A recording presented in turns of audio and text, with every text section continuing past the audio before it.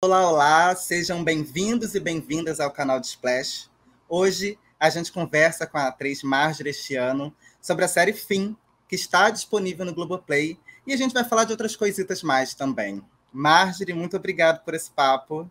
Obrigada, Felipe, pessoal do Splash. Estamos aqui, vamos conversar um pouquinho.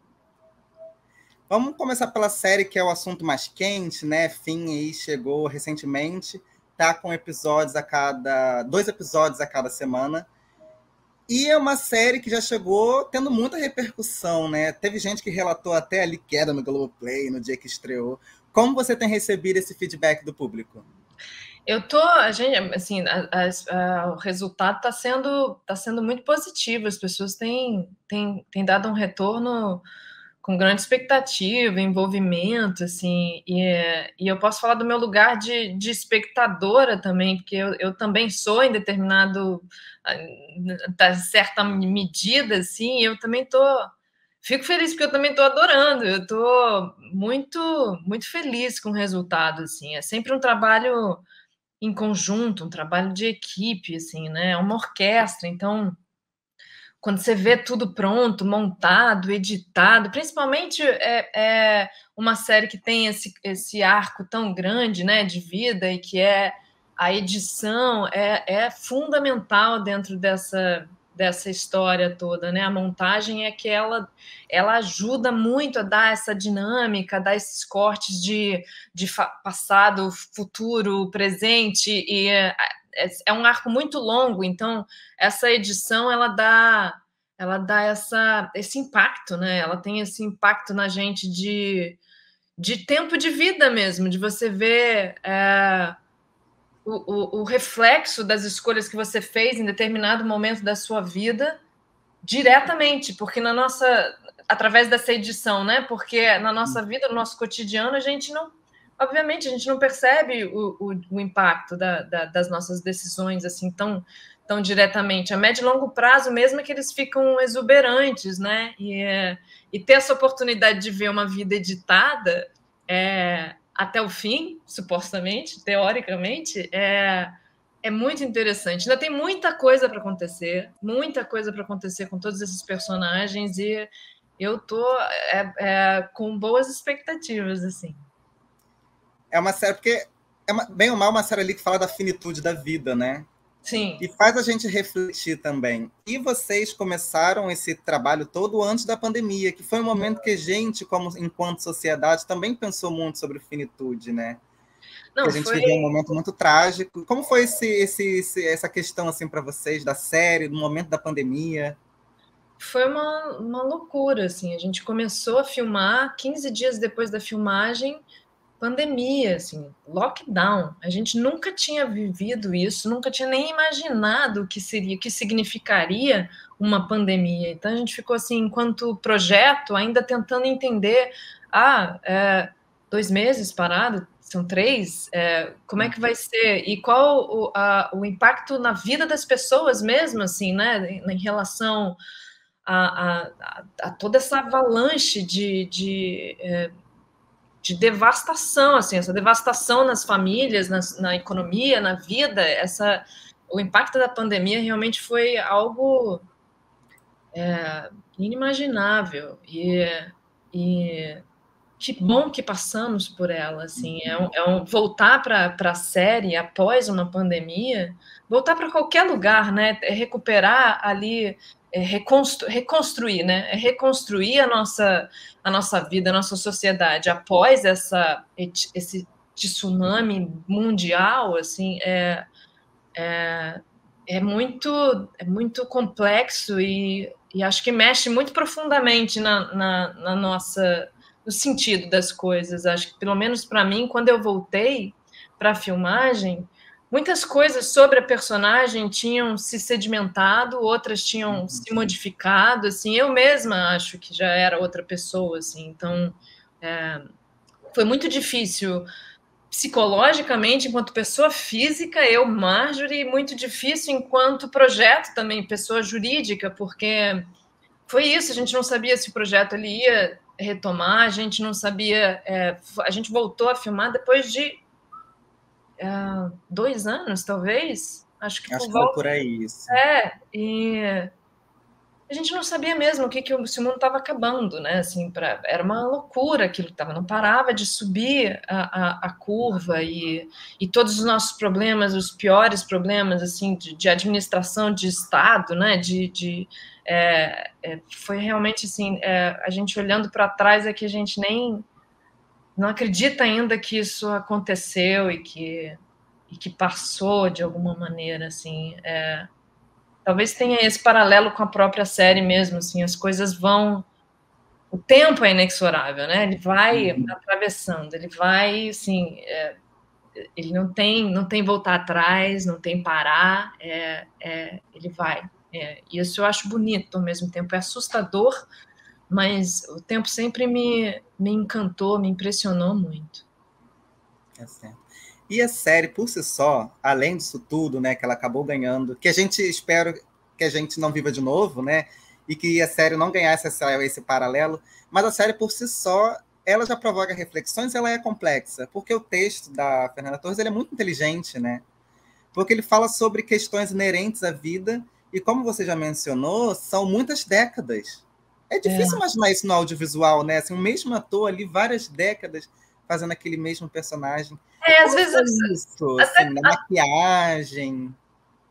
Foi bem laborioso, assim, era um processo muito delicado, complexo, acho que para todos os departamentos, de produção, de maquiagem, de atuação, de fotografia, arte, todos os departamentos estavam juntos nesse arco imenso que a gente tinha que cumprir, né? Então, e ainda mais isso, ainda passamos por uma pandemia, retornamos e a vida já era outra, assim, quando retornamos, os bebês já eram outros, né? O elenco, digamos assim, já eram outras pessoas, os meninos, os atores, assim, o Davi, o Emílio, o Fábio já eram pais, assim, o Fábio já era pai, mas o Emílio e o Davi inauguraram essa função, essa personalidade, esse papel, assim, quando retornaram, assim. Então, muita coisa aconteceu e o trabalho do arco era realmente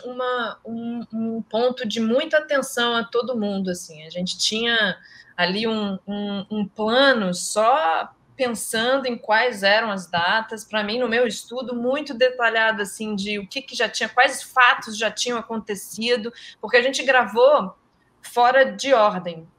A gente gravou não, foi mais ou menos, digamos que passado, presente, futuro, passado, presente. Acho que foi mais ou menos nessa ordem, assim. Então, as anotações, né, toda uma parte de respaldo de qualquer instrumento. Eu me valia de várias ferramentas assim para conseguir não perder nenhuma, não comer nenhuma mosca ali, sabe? Porque, de fato, como a vida era editada, um fato que acontecesse já transformava muito a outra, que já tivesse acontecido, já transformava muito a outra cena. Assim. Então, fisicamente, psicologicamente, então tinha todo esse apuro psicofísico assim da construção. Mas a maquiagem, ela joga muito também com a luz. Mas acho que, para além de todo o trabalho da maquiagem, né, de envelhecimento da maquiagem, que também era super laborioso, assim, eram 2 horas e meia, para fazer a Ruth grávida foram 6 horas, assim, então... Caramba, é muita coisa. Muita coisa mesmo, é realmente muito complexo, mas acho que para ver a composição desse envelhecimento, eu trabalhei muito mais no conjunto, né? Mas a minha contribuição era muito mais através de aspectos de uma composição do psicofísico, assim, do que subjetivamente o que aconteceu na vida dela, que reflete no corpo dela, assim, com o tempo, né? Agora, nessa fase da vida, qual é o dia a dia dela? Ela trabalha, ela dorme o dia inteiro, ela adquiriu outros hábitos. Se ela dorme o dia inteiro, como é que fica o corpo dela? Fica mais pesado? Fica mais lento? Ela fuma agora? Isso tudo é uma composição também de fase a fase, assim. Cada fase foi trabalhado uma construção de memórias e de elementos que compusessem essa nova fase, justamente por isso, pelas etapas da vida, dessa vida editada, né? E eu conversei com a Fernanda Torres na estreia, né, que teve ali na Zona Sul do Rio, num cinema, e ela falou que é como se é uma geração careta ali de Copacabana, talvez a última, né, antes de muitas revoluções ali dos anos 70, 80, em questão corporal, né, e de modo de vida. Como você vê esse arco desses personagens nesse sentido geracional? Porque para mim foi um dos aspectos mais interessantes, Felipe, porque mais razoavelmente a geração da minha mãe. E a mim interessava muito, pessoalmente, viver um pouco a realidade, o contexto, pelo menos, sociocultural que a minha mãe viveu. Assim. É claro que minha mãe não está retratada em nenhuma dessas personagens fielmente, assim, mas poder viver dentro disso, onde o papel da mulher é tão limitado, assim, é tão restrito, ainda estava surgindo, né, a revolução de costumes, e a Ruth não pertencia exatamente a essa revolução. Talvez ela até gostasse, ela gostaria de ser, né, num primeiro momento, mas depois ela viu que ela pertencia mesmo a esse lugar mais fechado de perspectiva. Perspectiva estava muito voltada para o casamento, né? Enfim, esse trabalho em relação ao contexto, né? Ao contexto sociocultural, acho que ele ajuda muito a gente a entender alguns mecanismos individuais e coletivos que a gente perpetua muitas vezes, né? De geração a geração, às vezes a gente vai passando algumas coisas que já ficaram, que já podem ser transformadas, mas isso chama atenção justamente ao nosso papel na transformação, né, de nós mesmos e do entorno, assim. Muita coisa mudou, ainda bem, assim, fico muito grata a muitas figuras dessa geração, porque a minha vida é muito melhor hoje do que eu imagino do que seria se eu vivesse naquela época, na época desses personagens. Porque, principalmente quando falamos sobre o direito das mulheres, a gente percebe essa mudança na série, né? Porque muito. 50 anos atrás, o papel, a relação da mulher com a sociedade era completamente outro. É claro que tem algo em comum, que é do humano, da idealização, né? Assim, a gente não está imune a isso, a idealizar, né, a projetar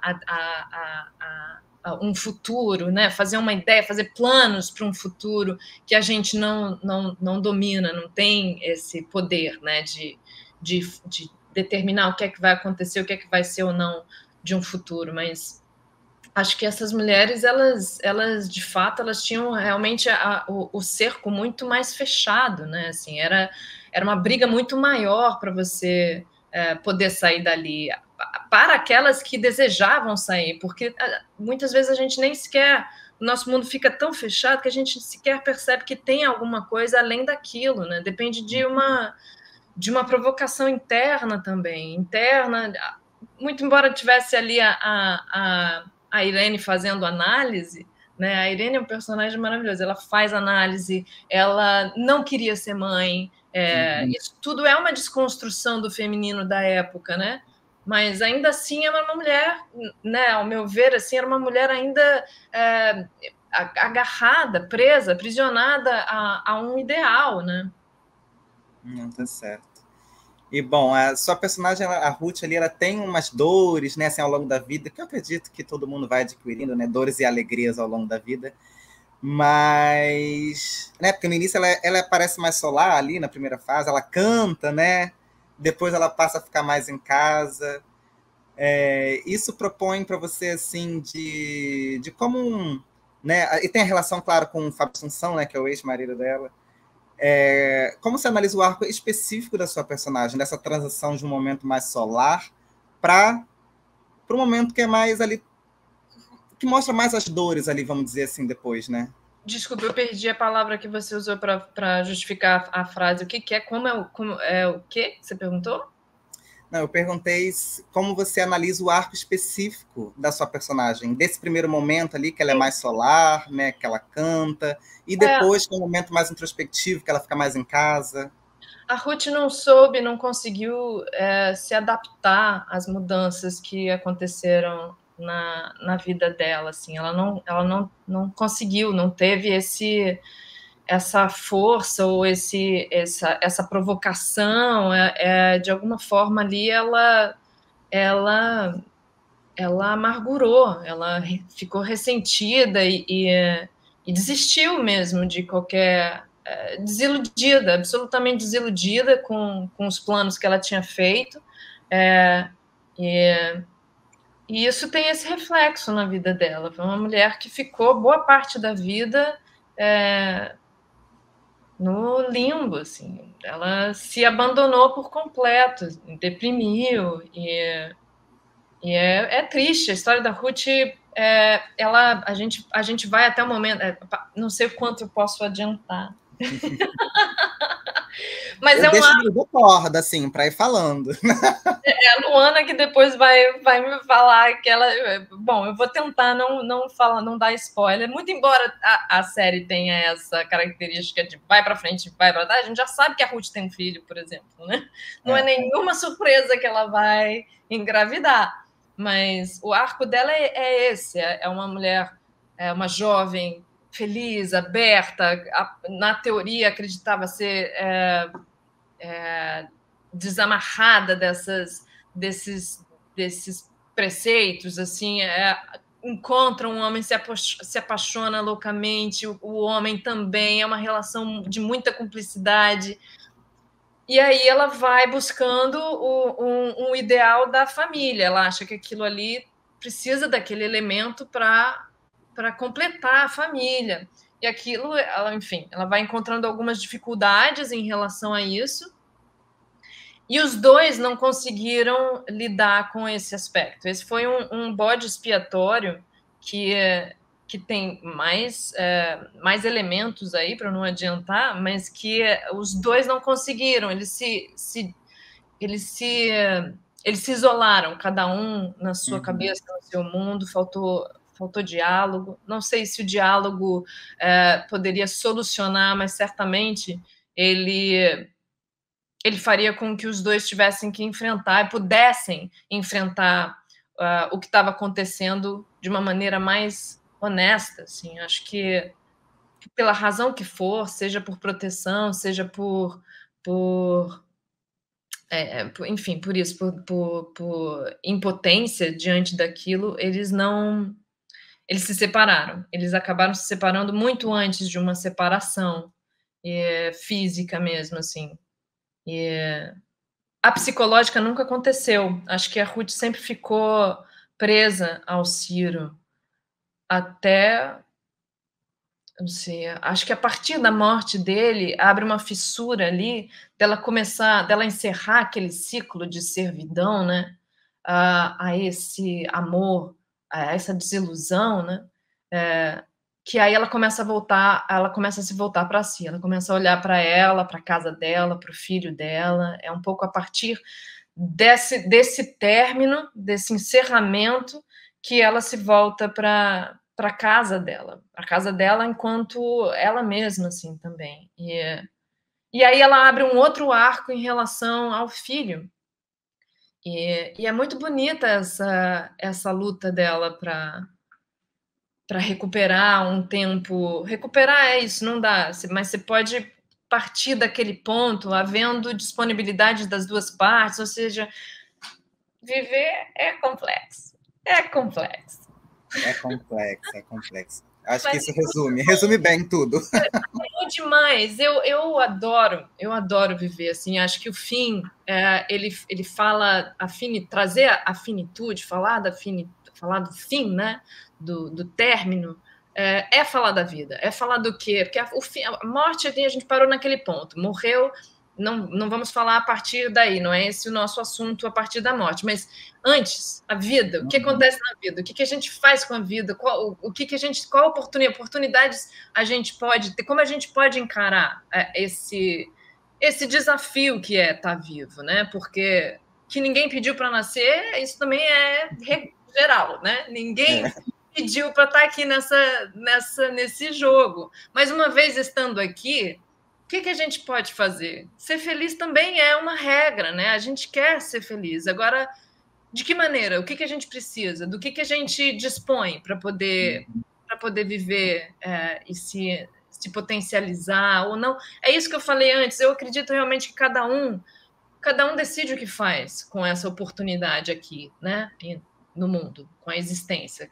Sem juízo de valor, acho que é isso que eu falei, é um desafio diário estar vivo, né? E isso cansa às vezes, mas é isso, é uma escolha diária, a qualquer momento você pode mudar de opinião,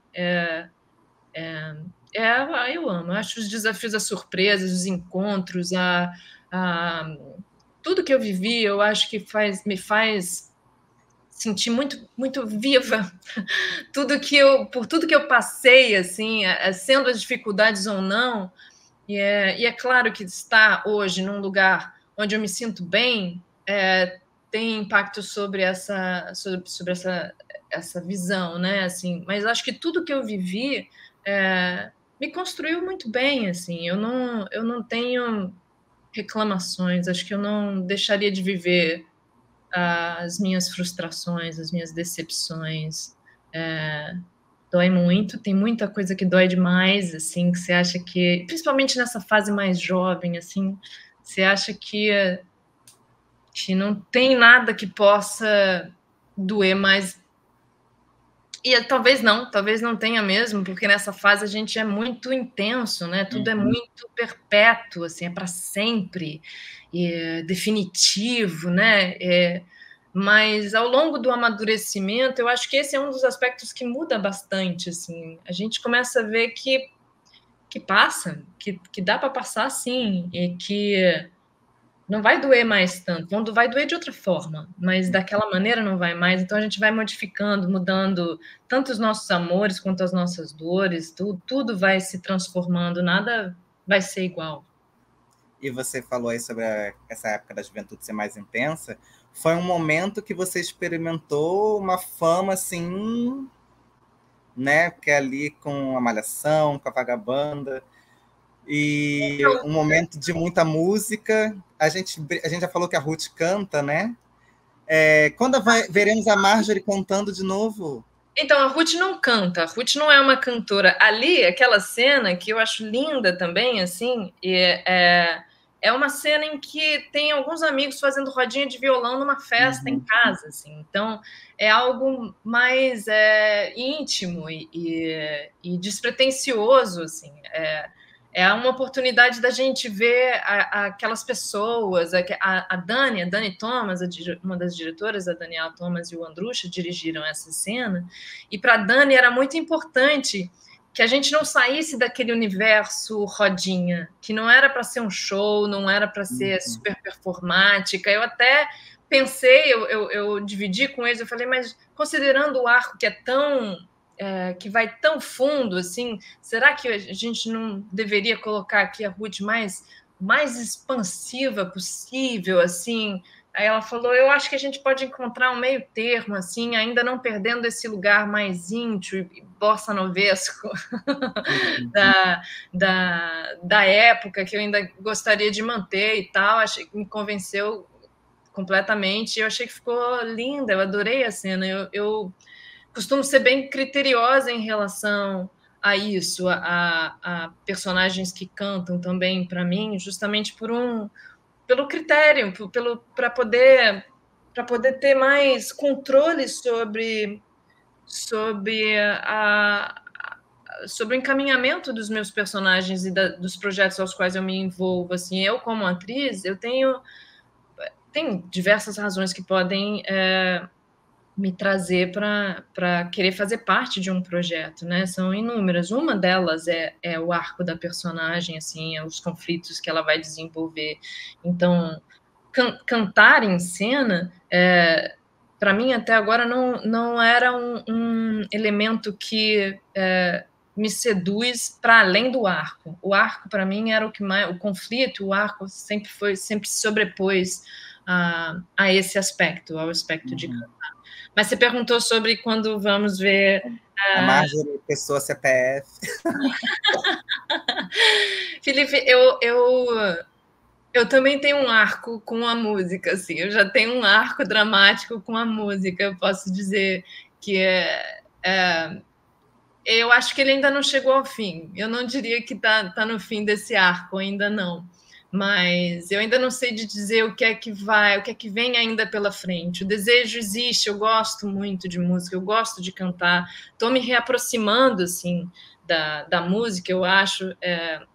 junto com o meu amadurecimento como pessoa. Eu comecei muito nova na Malhação, embora eu quisesse ser cantora ou atriz, ainda era uma geração do ou, né? Hoje a geração é do e, eu posso ser isso e aquilo outro, já é uma evolução que eu acho que, se fosse contar uma história, assim como a gente está contando essa história da Ruth, se a gente fosse contar uma história da minha geração, a sua geração já ia ver as diferenças, assim, né? Que de uma...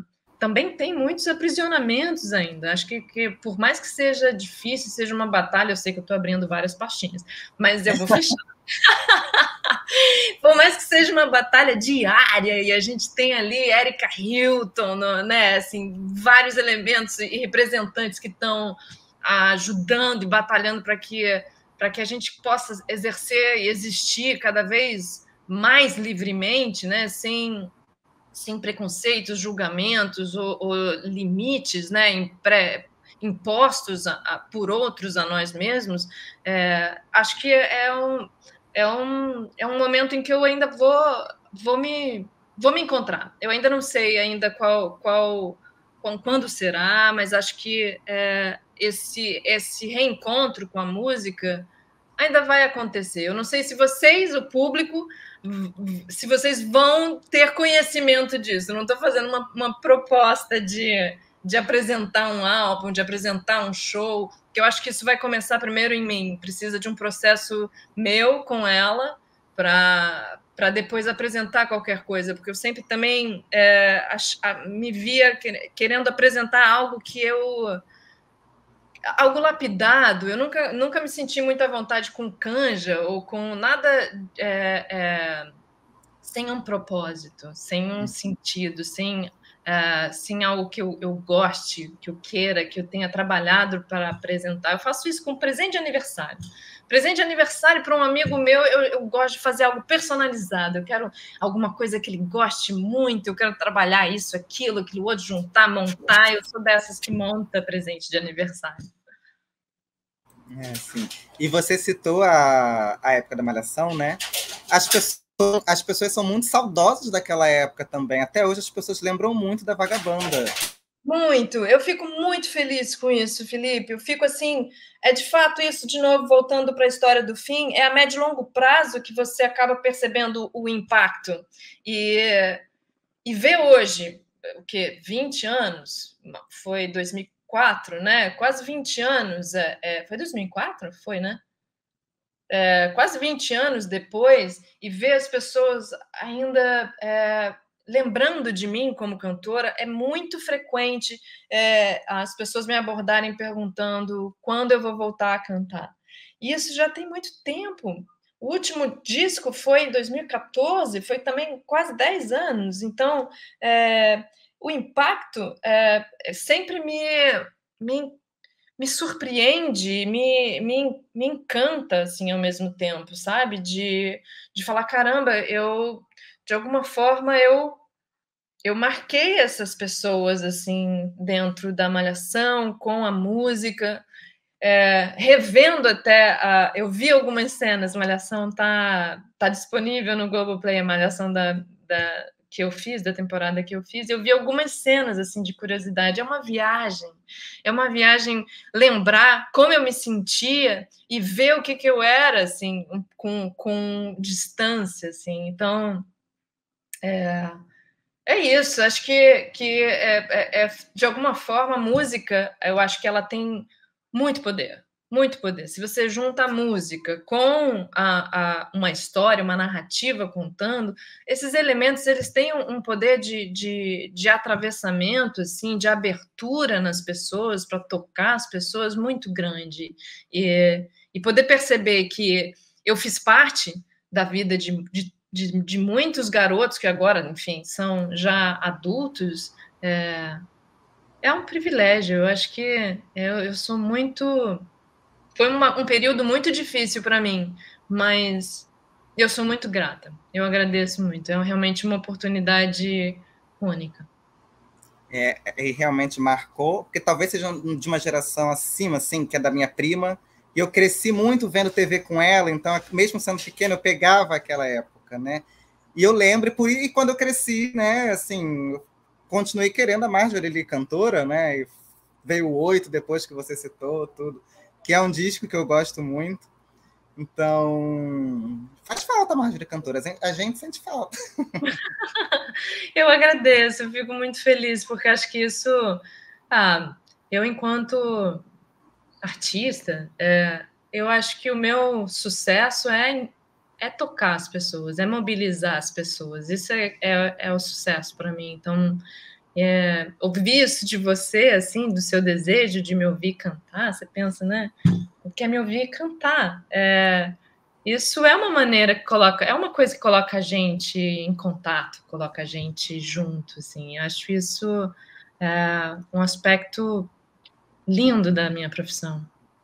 Tá certo. E para a gente ir caminhando para o fim desse papo, porque senão a gente também passa 2, 3 horas aqui, né, eternamente, conversando, se deixar. Você citou de que foi uma época difícil. Isso seria algo relacionado à questão da fama, que eu até comentei antes, porque a Malhação foi uma explosão ali, né? Aquela época é uma das temporadas de maior sucesso até hoje. É porque foi muita coisa junto naquela fase para mim, Felipe. Foi... assim, eu já estava morando em São Paulo eu fui para São Paulo, acho que em 2002, que eu saí da casa dos meus pais. Então, já em 2003 eu estava no Rio de Janeiro, em 2004 eu estava fazendo Malhação. Então, foi um processo muito rápido, e eu, que tenho a minha característica de ser mais reservada, né? Isso é um traço bem forte meu, foi um pulo, um salto imenso, assim, que não foi muito planejado, foi meio que acontecendo, assim. Então, nem psicologicamente, mesmo que a gente faça planos e que depois a gente fale, não era, meu Deus, achei que eu poderia, estava bem ajustada aqui, eu já sabia que isso ia acontecer, mas ainda assim a gente se surpreende, mas não foi, sequer planejado isso foi. Então, para mim foi muito impactante. O assédio era um grupo, né? Os adolescentes, eles isso que a gente falou, muito intensos. Eles buscam um lugar de identificação, e era uma identificação que tinha como interface a Natasha, que era uma personagem que não era eu. O repertório que a Natasha cantava não era meu, não eram escolhas minhas também. Então, eu vivia um pouco uma esquizofrenia, assim, artística. Eu ainda não tinha uma identidade musical, eu tinha o que eu gostava de cantar, o que eu gostava de ouvir, mas eu não tinha uma proposta. Justamente voltando a esse lugar do quando voltarei. Eu não tinha uma proposta, não tinha um lugar para me sentir legítima. Então, para mim, era esquizofrênico, era bem complexo, junto do assédio, junto de estar sozinha ainda, entendendo um pouco como é ser independente, né? Assim, eu em São Paulo, eu vivia com a ajuda dos meus pais. Aí já aqui no Rio eu já vivia por conta própria. Então mas eu ainda era digamos que uma adolescente, assim, então, embora eu já tivesse 20, acho que esse amadurecimento aí veio num soco, assim, para mim. Mas é isso que eu te falei, me traz até hoje, assim, quando eu recebo isso,